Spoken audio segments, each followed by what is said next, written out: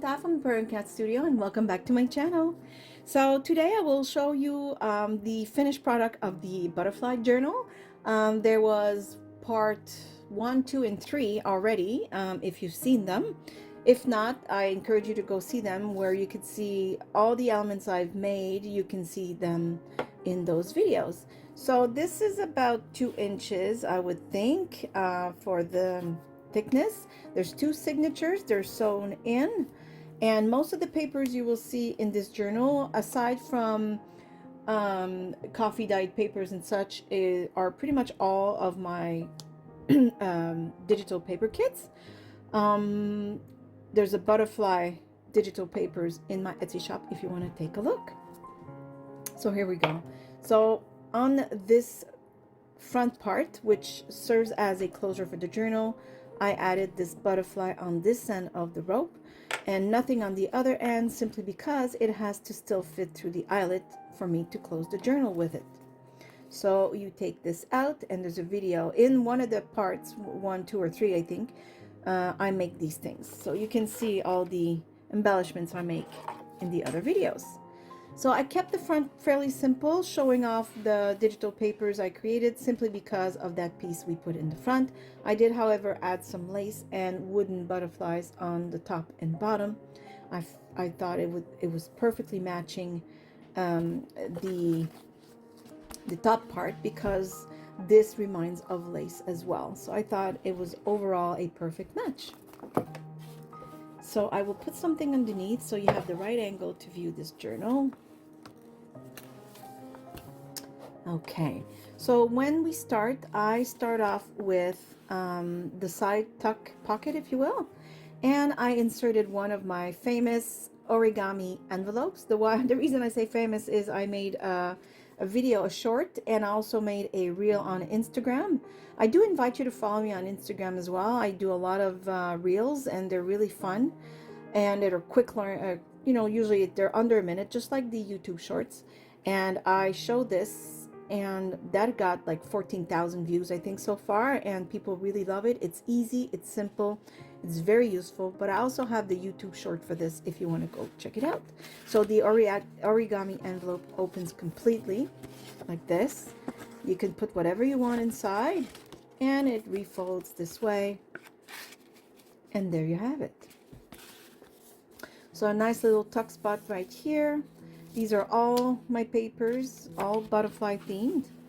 And I created this little fabric pocket, again, to put some ephemera with butterflies. And I added this beautiful little 3D butterfly. This we've done together. It's an envelope that I separated into 2 envelopes to put more ephemera, and that's also in one of the parts of the other videos. There's 3 parts. Also, this hidden journaling spot.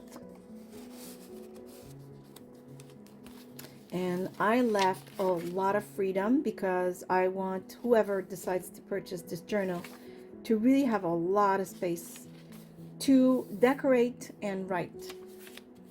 So, beautiful little Tim Holtz card. It has a butterfly. I had to put it in. These are all my papers, and I've added, I don't know if you can see that, some texture paste. I love the feel. It adds a discreet beauty.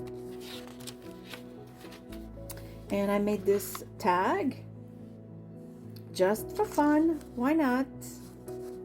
Simple with Tim Holtz papers, but you don't see much of it because that's in the background. And I added all kinds of other stuff. It's still Tim Holtz here, this one. Others come from Taperlogy or myself. All mixed together. And as I was saying, most of the papers in here are Taperlogy papers, coffee stain papers, or my own. So this is another part. This is another kind. This is not the butterfly kit. This is from another older kit. I'm not sure I can remember, but I'm sure you would recognize it in my Etsy shop. So as you can see, lots and lots of space to write. And that's the other part of the envelope. It was a big envelope, as you can see, and I separated it in 2 and decided to use it to put some ephemera. And this is just another side tuck, and I just created this for fun. It's just a wire butterfly. I thought it'd be nice to insert in the journal.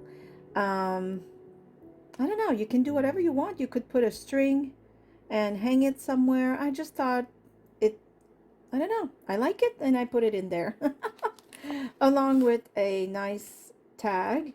These are also Tim Holtz beautiful papers.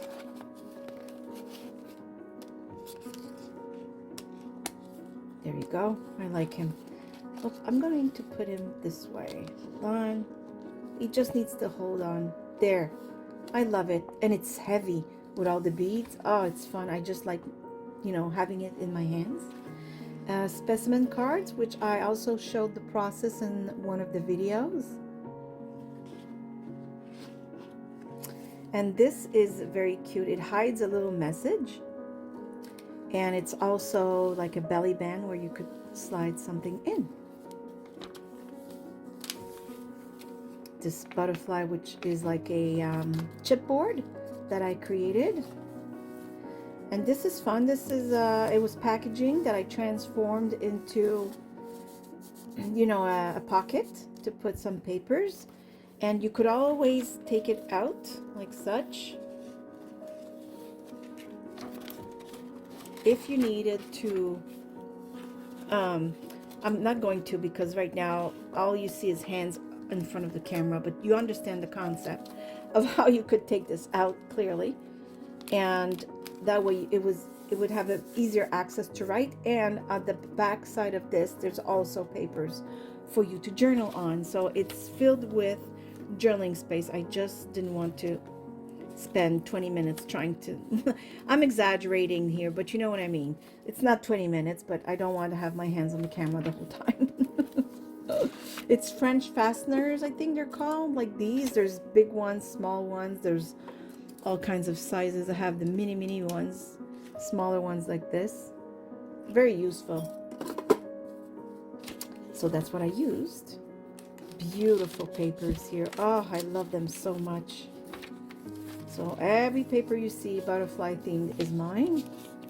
I made these little tickets because they also serve as journaling spots. Why not? There we go. Yeah, there's more than one kit of papers of mine in there. This is simply from Paperlogy, and I just added one of their rub-on butterflies. I thought it was just so sweet, and the paper is beautiful. Maybe you don't see the texture of the paper. It's really truly gorgeous. All these specialized papers, this and this, all Paperlogy. Don't forget my coupon code for 15% off. It's the Purring Cat Studio. That's all you have to write in the coupon code section. I added this little envelope right here. Let me open it for you. That's all it is. It's another journaling spot.